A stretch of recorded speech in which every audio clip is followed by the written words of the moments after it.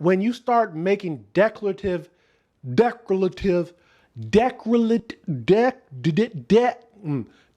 when you start making claims about tomorrow,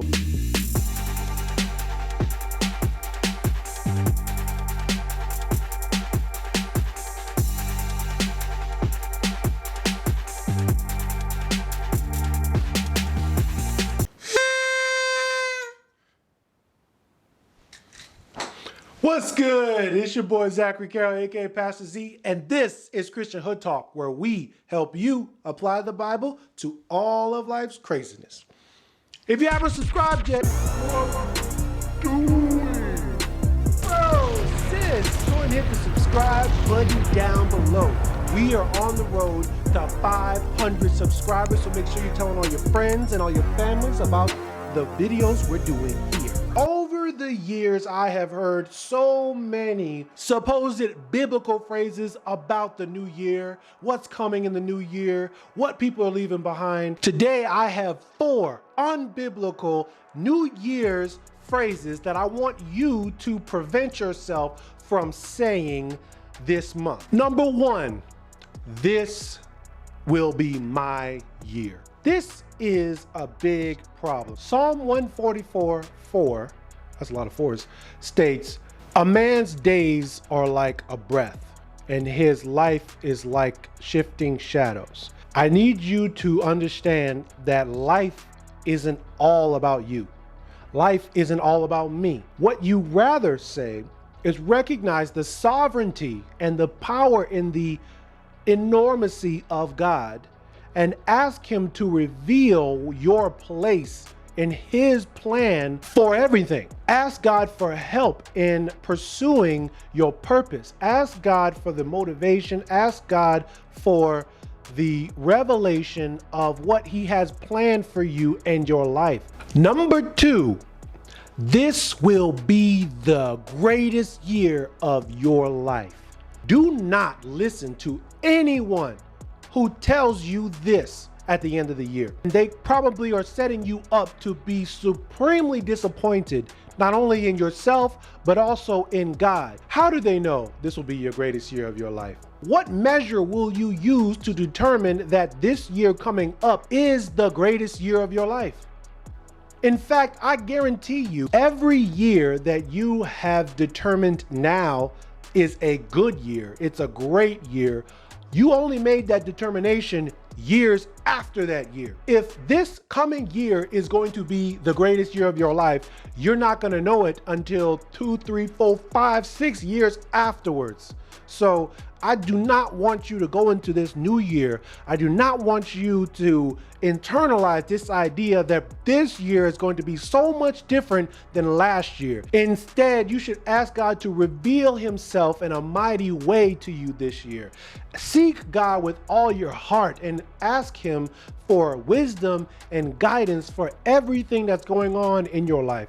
God is up to something in your life. I promise you, if you are alive, if you are listening to this video, he is up to something in your life.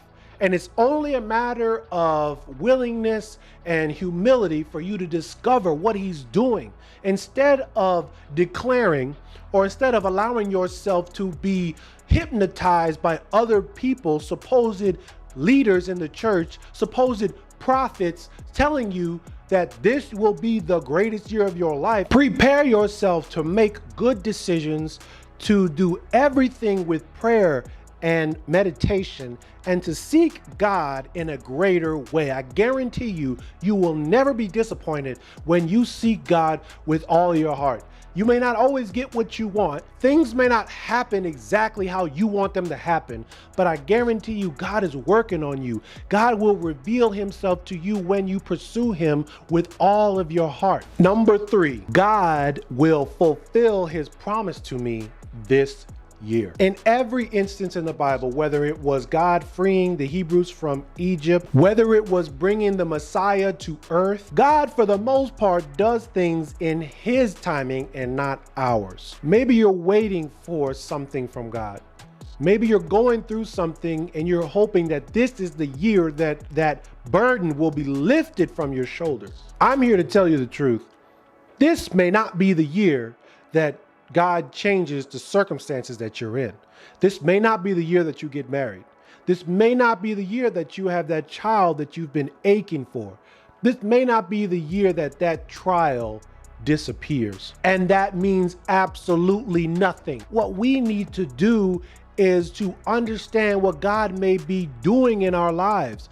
Understand the endurance that he's building up with you through the trials and the sufferings that you're going through. I know that sounds kind of harsh, but I don't want you to have false hope. Don't hope for things that God hasn't promised. You can pray and meditate and think about what God may be doing in your life. That is what we need to do. And finally, this year, I'm going to fill in the blank. Understand that we should not boast about tomorrow. James 4:13. Come now, you who say today or tomorrow we will go to such and such city and spend a year there and engage in business and make a profit. Yet you do not know what your life will be like tomorrow. For you are just a vapor that appears for a little while and then vanishes away. Instead, you ought to say, if the Lord wills, we will live and also do this and that. In addition, Proverbs 27:1 states that you should not boast about tomorrow, for you do not know what tomorrow will bring. Anybody who tells you something declarative about some future date, unless they have the gift of prophecy, they don't know what's going to happen tomorrow. You don't know what's going to happen tomorrow. So you shouldn't boast about tomorrow.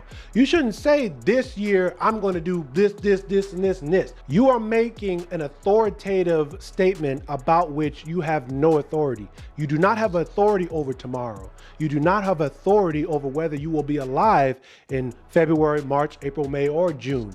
Instead, you should ask God. Make every request to God and do not doubt in your heart.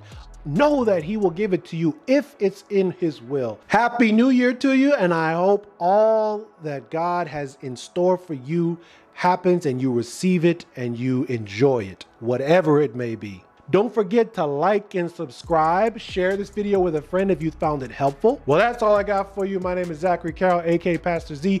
This is Christian Hood Talk. Y'all be cool.